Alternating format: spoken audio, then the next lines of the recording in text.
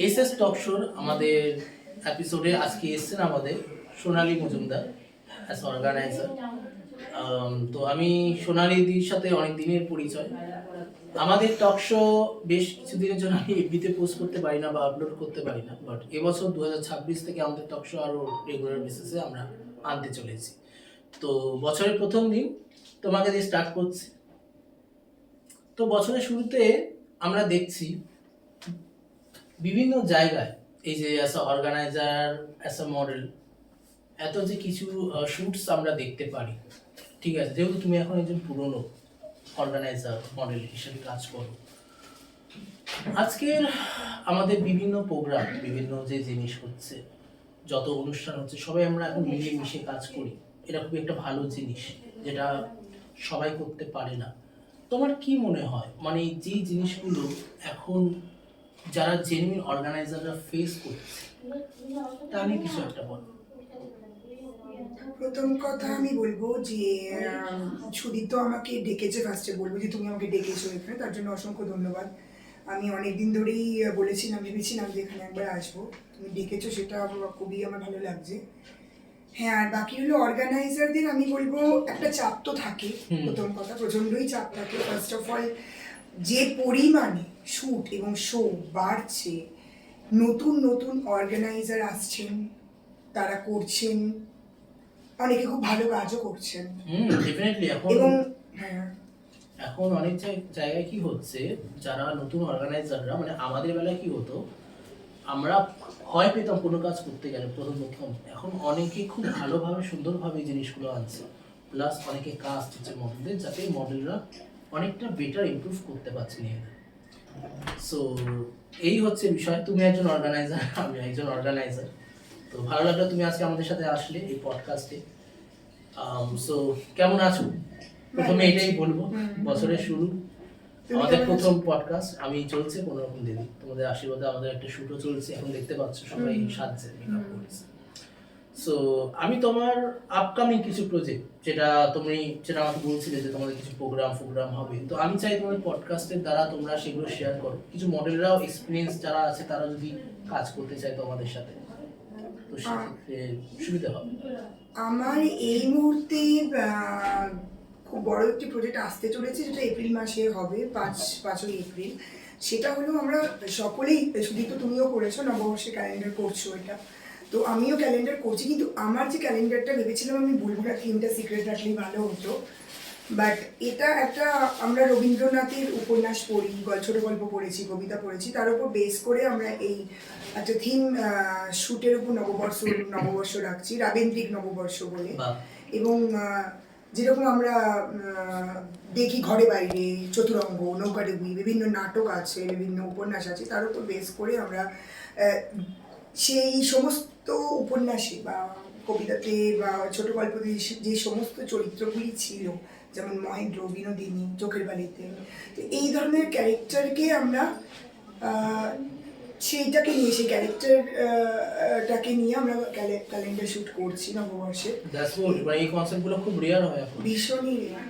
আর এটা আমার প্রথমবার। আর নববর্ষ বাঙালি শাড়ি পরিয়ে অনেকেই করে, এবং নববর্ষ মানেই হচ্ছে বাঙালিয়ানার ব্যাপারটা থাকে, সাবেকিয়ানা, বাঙালিয়ানা। কিন্তু এটা আমরা রাবেন্দ্রিক ঢঙে করবো, যেটা রবীন্দ্রনাথের সময় যে সমস্ত বেশভূষা পরা হতো, সেই ধরনের লুক এবং সেই ধরনের পোশাক আশাক পরিয়ে আমরা শ্যুটটা করাবো। এবং আশা করি এটা অনেক যদি কেউ করেও থাকেন, নিশ্চয়ই আমার আগে অনেকেই করেছেন, বাট অনেক বছর বাদ। আচ্ছা, আমি একটা মানে কন্ট্রোভার্সি কোশ্চেন বলতে চাই না, জাস্ট তাও বলতে চাইছি, এই যে তোমরা এখন পুরোনোরা করছো, ঠিক আছে, তুমি তো পুরনো, তোমাদের এরকম কোনো প্রবলেম হয় যে কেউ এসে বাধা দিচ্ছে বা কেউ এসে তোমার এই শ্যুটটা আটকাতে চাইছে? যেটা আমার সাথে একবার হয়েছিল, একটা ফ্রড হয়েছে, তোমরা যার জন্য এই পডকাস্টটা বন্ধ রেখেছিলাম বেশ কিছুদিন পর, এই আজকে থেকে আবার স্টার্ট করছি। সো এরকম তোমার কোনো হয়েছে, অভিজ্ঞতা হয়েছে, মানে চিটারের পাল্লায় পড়েছো বা ফেকের পাল্লায় পড়েছো? বাধা দিয়েছে, আটকাচ্ছে, হ্যাঁ, বাধা, চিটার সেইভাবে নয়, বাট বাধা দিয়েছে, আটকাচ্ছে, তো এরকম তো হয়। কেন হয় আমি বলছি, ওইভাবে তো কেউ সামনে থেকে এসে বলবে না। তো আমিও নিশ্চয়ই, যারা করেন তাদেরকে আমরা, অনেক সময় কি হয় যে ক্ল্যাশ হয়, ডেট ক্ল্যাশ হয়ে যায়, সেটা সেটা আলাদা। আলাদা বিষয়। কিন্তু না, বাধা দিচ্ছে সেভাবে কিছু হয় না।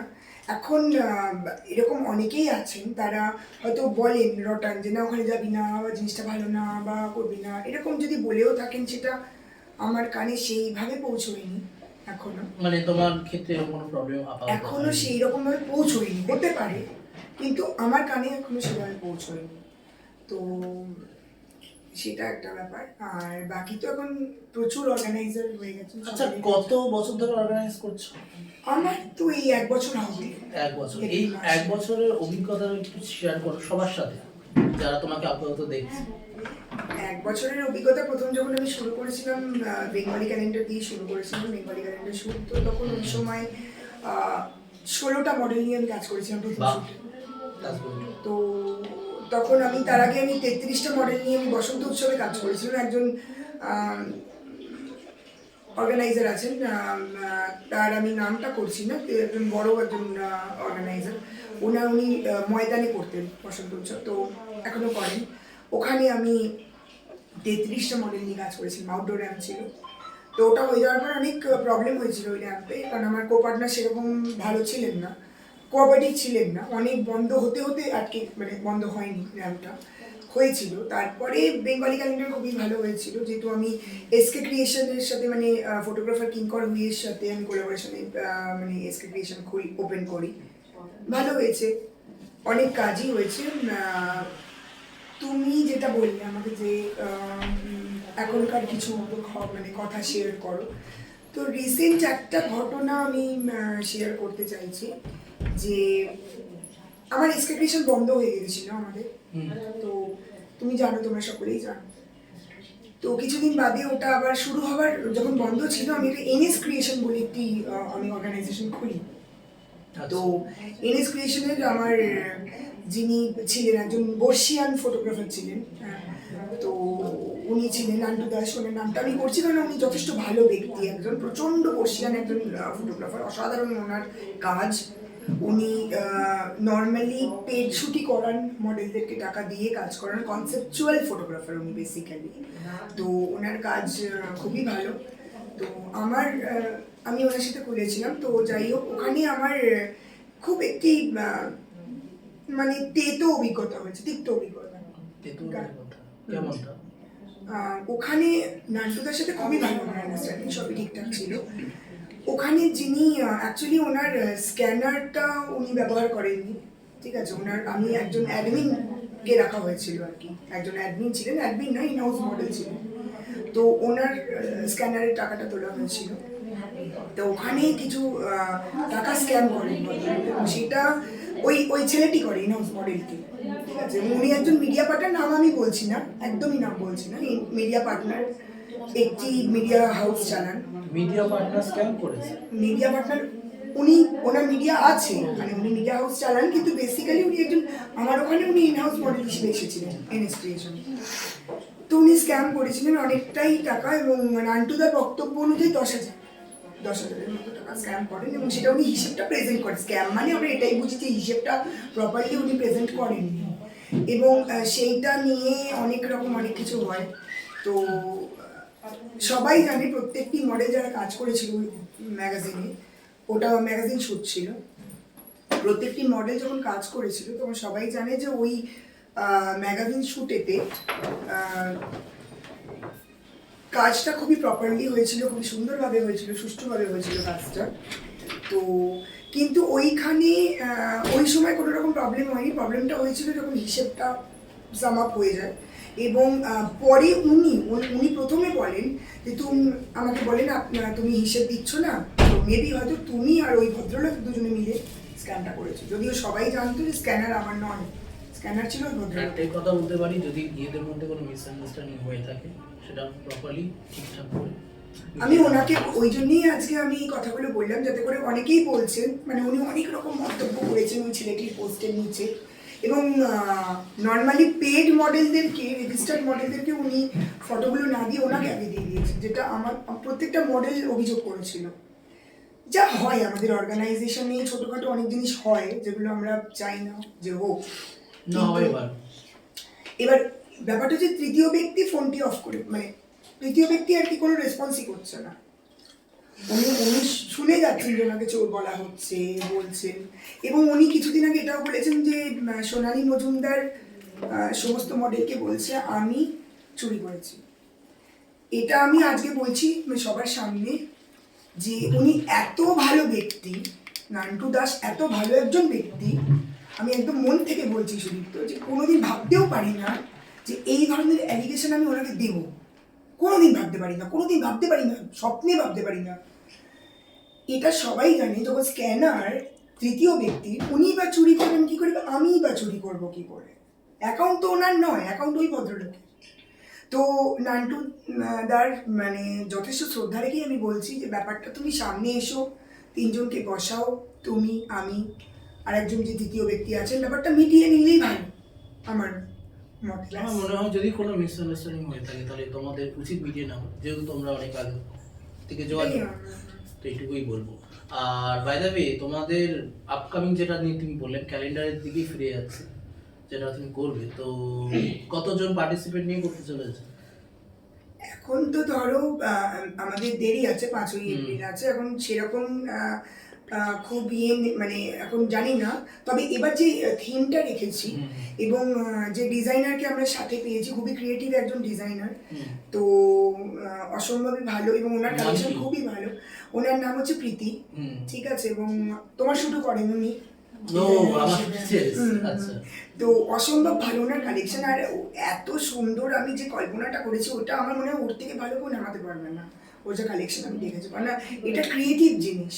রবীন্দ্রনাথ মানেই আমাদের মনের কোণে মানে একটা বিশাল আসন, আর ক্রিয়েটিভ ব্যাপার। আচ্ছা, এটা ক্রিয়েটিভ ব্যাপার রবীন্দ্রনাথ মানে। আর প্রীতি মানে আমি এটা মানে কি বলবো, ওনার প্রতি কৃতজ্ঞ যে উনি আজকে সত্যি করেই এত ভালো কাজ উনি নামাতে চলেছেন এবং সেটা যদি সাকসেসফুল আশা করি হবে।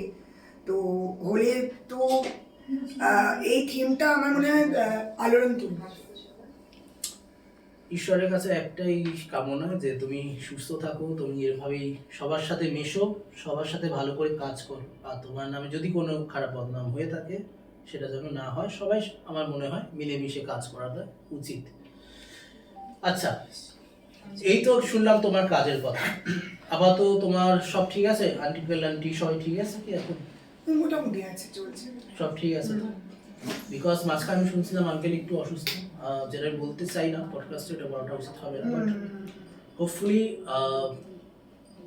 এমন কিছু কোনো যেন ক্রিয়েশনে প্রবলেম না হয় বা ফ্যামিলি প্রবলেম না হয় যার জন্য তোমার কাজে ইফেক্ট পড়ে, সেটা আমি চাই। যেহেতু তুমি আমাকে এত কিছু বলে, যেটা আমি জানতাম না অবভিয়াসলি, পডকাস্টে আজকে এসছো, এরকম এর আগেও রিয়ালাহা এসছে, ওরা নিজেদের অভিজ্ঞতা শেয়ার করেছে, বাট তোমারটা যেটা শুনলাম 1 বছরের মধ্যে এত কিছু হয়ে যাবে, প্রচুর অনেক কিছু। আমি তো যেটুকু বলেছি ওটুকু জাস্ট ওটা রিসেন্ট বলে আমি বললাম। তো একটা কথা খালি যদি তুমি সামারি বলো, তো একটা কথা সামারি আমি বলতে চাই যে অভিজ্ঞতা প্রচুর তিক্ত। সত্যি কথা বলতে অভিজ্ঞতা 1 বছরের অর্গানাইজার হিসেবে এতটাই তিক্ত যে আমার তো মনে হয় আমি মডেল হিসেবেই ভালো ছিলাম। তো প্রচুর তিক্ত, বাট তোমাকে দেখেও প্রচুর শিখি আমরা, আমি সত্যি কথা বলছি। কারণ তোমার তো এটা তো আমি বলতে মানে সত্যি আমার খুব গর্ববোধ হচ্ছে তোমার থ্রুতেই আমার বড় ইভেন্ট করা, একটা যে বড় ইভেন্ট বসন্ত উৎসবের মতো ইভেন্টটা তোমার থ্রুতেই করা। কিন্তু তখন কিছুই জানতাম না, কিছুই চিনতাম না। বিশ্ব বাংলা গেটে আমার মনে আছে আজও তোমার ধৈর্য সেদিন আমি দেখেছিলাম। I must say, I must adopt, আর ওই জন্য তুমি এত সাকসেসফুলি দাঁড়িয়ে আছো। Is okay about that, but একটাই কথা বলবো, সবার উচিত সবার সাথে কানেকশন বানাও, নতুন নতুন যারা আছে সবার সাথে সবাইকে নিয়ে কাজ করো, দ্যাটস ইট। আজকে তুমি এখন মার্কেটে যেটুকু আমি জানি তোমার নামে, তুমি একজন প্রফেশনাল অর্গানাইজার যেমন সাকসেসফুলি রান করছো। হ্যাঁ, এত কিছু আমি জানতাম না তোমার এগেনস্টে, যেগুলো তুমি আজকে আমাদের দর্শকদের তুমি যেটা বললে, অবশ্যই আমি চাইবো এই জিনিসটা যেন মিটমাট হোক তোমাদের মধ্যে, যেহেতু তোমরা পার্টনারশিপে করো। বাট আনফর্চুনেটলি এটা শুনে আমার খুব খারাপ লাগে যে এরকম একজন অর্গানাইজার যে সাকসেসফুলি রান করছে সে এরকমও প্রবলেমে পড়েছে। এটাই তো স্বাভাবিক সুদীপ্ত, তুমিও তো একটা বিশাল বড় একটা স্ক্যামই বলবো, একটা অত বড় স্ক্যাম যে মানে ভাবা যায় না। যে তুমি তো অনেক বছর ধরে ইভেন্টে আছো, তোমরা তো রীতিমতো বলতে পারো এক্সপিরিয়েন্স আমাদের থেকে অনেক বেশি। তোমার মতো এত এক্সপিরিয়েন্স যখন মানুষ চিনতে তো আমিও স্ক্যামে পড়েছি, নো ডাউট ফর দ্যাট। তো আমার তো তবু কম, তোমার তো অনেক বেশি ছিল। আমার কমের থেকেও বড় আমার মানে সত্যি কথা বলতে যে মানে আমি আরো আঘাত এই জন্য পেয়েছি, বিশ্বাস মানুষ না এত জিনিস অন্যরকম না শুধু। তো তুমি যদি কাউকে বিশ্বাস করো, বিশ্বাস যখন ভাঙবে তুমি চুরচুর হয়ে যাবে। আবার বিশ্বাস সহজে হয় না, কিন্তু যখন একবার হয়ে যায় সেটা ভাঙলে কিন্তু তুমি চূড়ান্ত আঘাত পাবে। সব থেকে বড় কথা, আমি যখন বিশ্বাস করে একটা মানুষকে বলেছি তুমি পয়সাটি রাখো তোমার কাছে, তার সেই মর্যাদাটা না দেওয়া, তখনই আঘাতটা লাগে। হ্যাঁ, এটা খুবই খারাপ বিষয়। অ্যাজ এক্সাম্পল, মেয়েদের মধ্যে একটা ভালো রিলেশনশিপটা ব্রেক হয়ে যাবে, সেটা আমি মনে করি। এটা কাজের ক্ষেত্রে বিশ্বাসটাই মেন। এবং সব থেকে বড় কথা কি, ঠিক আছে আমার সাথে উনি করেছেন, তৃতীয় ব্যক্তিটির কথা বলছি, উনি করেছেন আমি মানছি। সব থেকে বড় কথা লাস্টে মানে শেষের দিকে নান্টুদাকেও উনি লোকের সামনে, জনগণের সামনে উনি গিল্ট করিয়ে দিয়েছেন যে ফটো তুমি দিয়েছো। যখন উনি বলছেন আমি দিইনি ফটোটা, তুমি বলে দাও যে তোমাকে ফটোগুলো কে দিয়েছে, অ্যাটলিস্ট নান্টুদার ইমেজটা তো ক্লিয়ার হবে। সেটা উনি চুপ করে রয়েছেন, বলছেন না কিছু। ঠিক আছে, ভালো কাজ আমরা সকলে করি সুদীপ্ত, সকলে করে, আমি একা নয় তো। কিন্তু ভালো মানুষও তো হতে জানতে হবে, শুধু কাজ করলে হবে না। ফ্রেশার মডেলদের কি বলবে যারা আজকে দেখছে? ফ্রেশার মডেলদের এটাই বলবো, প্রচুর ফ্রেশার মডেল আছেন, তারা ভাবেন যে হয়তো আমি ফিমেলদের ক্ষেত্রে আগে বলবো যে তারা এটাই ভাবেন যে আমি তো যাব, আমি কাজ করব, আমি তো বিভিন্ন ধরনের হয়তো আমার কাছে প্রস্তাব আসবে, নানা রকম, কেউ টাকা চাইবে, অনেকে অন্যরকম কিছু চাইবে। তো তাদের প্রোফাইল থাকে না, পোর্টফোলিও তারা বানাতে হয়তো অনেক সময় ভাবে অত এক্সপেন্স করে পোর্টফোলিও বানাবো। আমি এটা বলবো যে হ্যাঁ, যদি পোর্টফোলিও বানাতে 10,000 15,000 টাকা দিয়ে প্রবলেম হতেই পারে, ফান্ডে আমাদের সকলেরই হয়েছে। তো তোমরা প্রত্যেক, এই যে এত অর্গানাইজার আছে, প্রত্যেকের সাথে তোমরা কাজ করো, একটা করে মিশিয়ে একটা জিনিস বলে রাখি, সোনালী মজুমদারকে যারা চেনো তারা তো চেনো, আর যারা চেনো না, উনি একজন মডেল, উনি প্লাস একজন অর্গানাইজার, প্লাস উনি গ্রুপের অ্যাডমিনও। আই থিঙ্ক দুটো গ্রুপ তোমার। হ্যাঁ, দুটো গ্রুপের ফাউন্ডার আর অ্যাডমিন। সো সেক্ষেত্রে এক একটা গ্রুপে মিনিমাম 600 প্লাস মেম্বার্স, মিনিমাম দুটো মিলে তো 1200-1400 হয়ে যাবে। ওরকমই হবে 1000। হ্যান্ডেল করো কিভাবে? এত টিম আছে নিজস্ব? অবশ্যই, মানে হ্যান্ডেল করার তো কিছুই, তোমরা তো আছোই, সবসময় তো কিছু হলে তোমরা তো এসে দাঁড়াও, সেটা তো আমি দেখেছি। প্লাস আরো অনেকে আছেন অ্যাডমিন হিসেবে, এবং রিয়াও আছে। আচ্ছা, আমি একটা কথা বলতে চাই, যখন গ্রুপ খুলেছিলে কি মাইন্ডসেট ছিল? এই রকম অবস্থা আমি বুঝতে পারি, মানে হুশ করে গ্রুপ খুলে দিয়েছো? গ্রুপটা খুলেছিলাম, কিন্তু এতটা এইভাবে আমি ঢুকে যাব বুঝতে পারি, মানে কাজের মধ্যে। গ্রুপে যখন খুলেছে তোমার মনে হচ্ছিল যে, বা মনে হতো যে আমি 1 বছর পর একটা এমন জায়গা সিচুয়েশনে থাকবো যে এখন থেকে ফার বেটার, বা সবাই আমাকে চিনবে, বা একজন সাকসেসফুল অর্গানাইজার হবো? দেখো, চিনেছে তো সবার কাছে না, মানে ভ্যালুটা অন্যরকম হয়। অনেকে আমি যে জায়গায় আছি, অনেকে সেটা খুব এনজয় করবে, যে আরে ঠিক আছে ঠিক আছে, আমি বদনাম হলেও তো আমার লোক এত চিনছে। কিন্তু আমার যেহেতু আমি অতিরিক্ত ইমোশনাল সেন্সিটিভ, আমার এনজয়মেন্টের তো খুব বেশি কষ্ট হয় তখন আমি দেখি যে তুমি বাইরে স্টেটে গিয়েও যতদূর জানি তুমি কাজ করে এসেছো। দিল্লিতে ছিলাম, ওখান থেকেই আমার আসা। আমি একটা ইমিগ্রেশন কনসালটেন্সিতে কাজ করতাম, তো ওখান থেকেই আমার আসা। এবং ওই বসন্ত উৎসবের জন্যই আমার, মানে এখানে আমি এসেছিলাম অর্গানাইজ করতে। বসন্তী বাঙালিয়ানা বলে একটি শো আমি অর্গানাইজ করেছিলাম। তো হ্যাঁ, করেছি, সবই করেছি, কিন্তু যতটা না উঠেছি আমার মনে তার থেকে বেশি আঘাত অনেক পেয়েছি, অনেক বেশি আমি বাধা পেয়েছি, অনেক বেশি। আমি কি মনে হয়, মানে কোন জিনিসটার মধ্যে তোমার না করলে আই থিঙ্ক এতটাও খারাপ কিছু হতো না? আমার মনে হয় যে যদি মডেলিংয়ে থাকতাম, আই থিঙ্ক অবভিয়াসলি অর্গানাইজারদের ক্ষেত্রে অর্গানাইজার হিসেবে অনেক বেশি দায়িত্ব আসে। তো মডেলরা অবভিয়াসলি সবাই জানেন যে অত কিছু ফেস করে না, যেটা একজন অর্গানাইজার করে। অর্গানাইজার কাম মডেল আরও করে।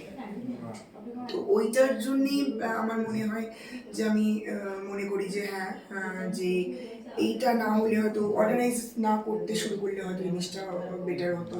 আজকে তোমার বর্তমানে তোমার সাথে মিনিমাম 530-40 জন তো কাজ করে এক একটা ইভেন্ট বা প্রোগ্রামে, মেকআপ আর্টিস্ট মডেল মিলিয়ে না অত নয়, মানে অনেক মেকআপ আর্টিস্ট মিলিয়ে। শুটে আর কত হ্যাঁ। হয়, শুটে তো হয় না সেরকম। আর শো আমি এখনো অর্গানাইজ করিনি, অনেকদিন ধরেই চেষ্টা চলছিল একটা সেলিব্রিটিকে নিয়ে শো করা, তুমিও জানো সেটা। তো ওটা হোপফুলি নামলে তোমরা সবাই থাকবে, তোমাদেরকে ডাকবো আমি। তো সেটা আমি করব, কিন্তু এই সমস্ত প্রজেক্টের মানে যে ক্যালেন্ডার এটা ওটা তো প্রত্যেক মাসে থাকে ফেস্টিভ্যাল অনুযায়ী। তো ওই কারণে আমি এখন মানে প্রজেক্টটা আমি স্টার্ট করতে পারিনি এখনো। নইলে আমি করে ফেলতাম, অনেকটা এগিয়ে যেতাম। তো আশা করি ফিউচারে জুন জুলাইয়ের মধ্যে নামবে, একটা বড় শো নামাবো। কারণ আমিও চাই এবার একটু সোচ্চার হয়ে জবাব দিতে কাজের মাধ্যমে। সেটা উচিত, সেটা করাটা উচিত। মুখে নয়, কাজের মাধ্যমে সোচ্চার হয়ে জবাব দিতে। আশা করি তখন মানুষে বুঝবে না যে হ্যাঁ এর বিরুদ্ধে অনেক কথা বলেছি, অনেক কিছু বলেছি। তোমার অর্গানাইজেশনের সম্পর্কে একটু জানতে চাই, মানে কার এসকে ক্রিয়েশন, মানে কার এসকে ক্রিয়েশন বেসিক্যালি এটা সবাই জানে যে এটা আমার এবং কিঙ্কর উই, ফটোগ্রাফার কিঙ্কর উই, উনি যথেষ্ট ভালো একজন ফটোগ্রাফার। ওনার ফটোগ্রাফি, এডিট সবই খুবই ভালো এবং উনি কোঅপারেটিভ খুব। কেন আজকে আমার বন্ধ হয়েও খুলেছে ওই কারণেই যে উনি খুব কোঅপারেটিভ। ঠিক আছে, হ্যাঁ ছোটখাটো তো জিনিস হয়, যে কোনো ফ্যামিলিতেই হবে। হ্যাঁ অর্গানাইজ করছো তোমার হয়, অনেকের সাথেই হচ্ছে না তো, বাট হয়। বাট উনি যেভাবে সাপোর্ট করেন সেটা, এটা আমি খুললাম তো আজকে এনএস ক্রিয়েশন খুললাম, কিন্তু আজকে জিনিসটা এইটা হলো যে আমি সবাইকে জড়ো করলাম এক জায়গায়, লাস্টে দোষারোপটা আমাকেই করা হলো যে তুমি, তোমার জন্য এটা হচ্ছে বা তোমার জন্য ওটা হচ্ছে, দোষারোপ করা হলো। তাও এখন তুমি এমন একটা জায়গায় আছো যেখানে তোমাকে গেস্ট হিসেবে সবাই ডাকে, কেমন লাগে?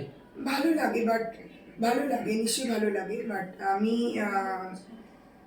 এটা ভাবি না যে কে আমার গেস্ট ডাকলো, মানে অনেকেই অনেক বেশি গেস্ট হিসেবে যায়, কিন্তু আমি যাওয়াটা সব জায়গায় পছন্দ করি না। লিমিটেড কিছু জায়গা। কিছু যেমন তোমরা ডাকো, কিছু কিছু আছে limited, যাই ডাকলো গেলাম, আচ্ছা গেলাম।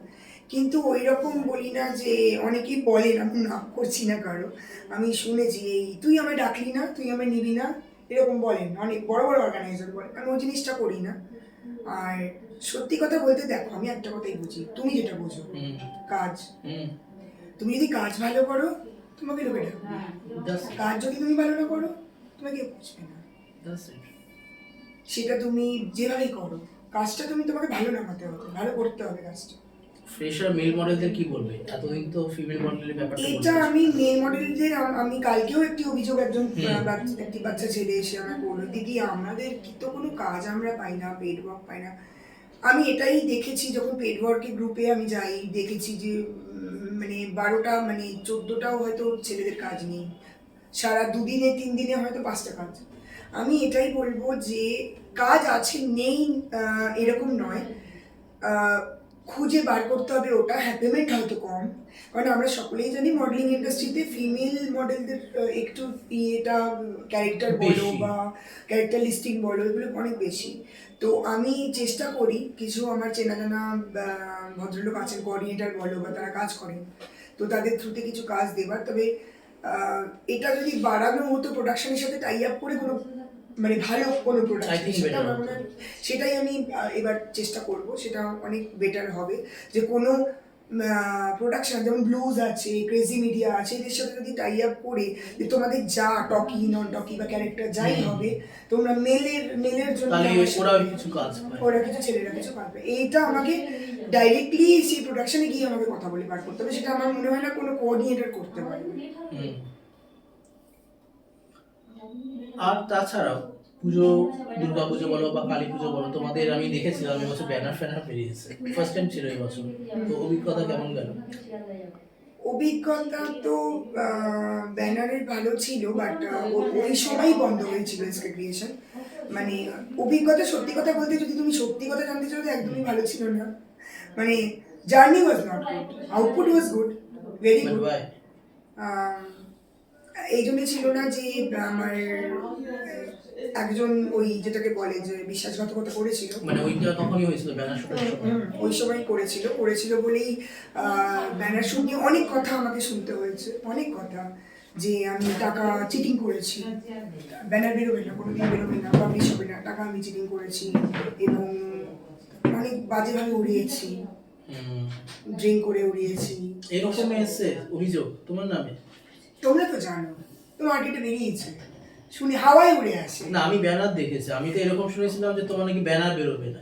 হ্যাঁ, But ওইটাই। আমি তোমার ব্যানার দেখেছি, নো ডাউট। ব্যানার, হ্যাঁ ব্যানার একজন অর্গানাইজারের জন্য বেরিয়েছিল, সেটা স্পন্দন ব্র্যান্ড, আমি নাম করেই বলছি কারণ উনি ভালো কাজ করেছেন ওটাতে, অবভিয়াসলি উনি ভালো কাজ করেছেন, নো ডাউট ভালো কাজ, উনি না থাকলে বেরোতো না। মানে আমি যে পরিমাণে বেজ্জতি, যে পরিমাণে ইনসাল্ট, ওই সময় আমি একা সহ্য করেছিলাম, কিংকর্তা ছিলেন না, উনি সরে গেছিলেন, ওই সময় সরানো হয়েছিল ওনাকে, ওই ভদ্র মহিলাটি সরিয়েছিলেন, একজন ভদ্র মহিলা ছিলেন, যাই হোক অনেক পুরনো খবর এটা তো, কিন্তু সেটা আমি প্রচুর ফাইট করেছি, ওই সময় প্রচুর ফাইট করেছি। মডেলদের যে পরিমাণ আমি ইনসাল্ট এবং গালি আমি শুনেছি, স্বাভাবিক এটা তুমি এক্সপেক্ট করো না। না, দেখো it's a part of life. তুমি যদি চ্যালেঞ্জ নাও, ভালো মন্দ সব কিছুর তোমাকে তৈরি থাকতে হবে। তুমি যদি মনে করো যে খালি ভালোটাই আসবে, অবভিয়াসলি গালাগালও খেতে হবে তোমাকে। ভালো যখন যেমন যেমন আমি শুনি, গালাগালও আমাকে খেতে হবে। কিন্তু ওই একটাই খালি পয়েন্ট বলবো যে খুব কাছের মানুষদের কাছ থেকে এত বিশ্বাসঘাতকতা আমি ঠিক এক্সপেক্ট করি না। মানে তোমার এই এক বছরের জার্নি প্রচুর আপস এন্ড ডাউনস। আমার কেউ মানে একটা সব থেকে বড় কথা, তোমরাও তোমার কাছের মানুষ, কিন্তু যাদেরকে আমি আমার কোম্পানিতে ঢোকালাম, ছোট থেকে বড় করলাম, খাওয়ালাম পড়ালাম, সবই করলাম, সব কিছু দিলাম, পাঁচটা প্রোফাইল শুট সে আমার কোম্পানি থেকে করলো, করবার পর যে ছেলেটিকে কেউ মডেল রাখে না তাকে আমি ইনহাউস মডেল রাখলাম, যে কোনো মডেলের পাত্তা পায় না, যে কোথাও কোনো জায়গায় মডেল হতে তার ক্ষমতা নেই হওয়ার, তাকে আমি ইনহাউস মডেল করলাম। যে মিডিয়া পার্টনার হিসেবে পরিচিত, যে মিডিয়া করে বেড়ায়, তাকে আমি এনে মডেল রাখলাম। সে ছেলেটি পর্যন্ত আজকে, টাকা সবার কাছে জরুরি, কিন্তু লিমিটেশন আছে সব কিছুর। এই জিনিসগুলো টাকার থেকেও বড় স্ক্যাম মনের ওপর পড়ে। এটা কি পরে ট্রাস্ট ইস্যু হচ্ছে, যে কাকে আমি ঢোকাবো, কাকে আমি ট্রাস্ট করবো, এইটাই।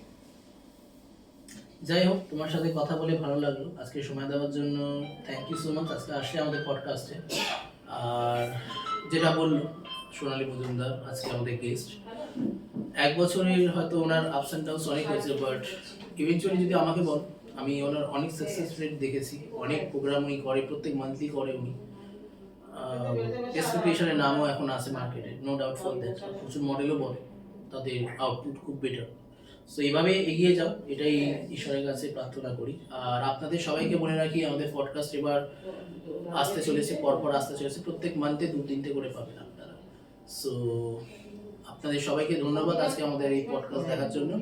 আশা করি সবার ভালো লাগবে, আর সবাই এই পডকাস্টটাকে শেয়ার করবেন, লাইক করবেন, আর কমেন্টে আপনাদের রায় জানাবেন কেমন হয়েছে।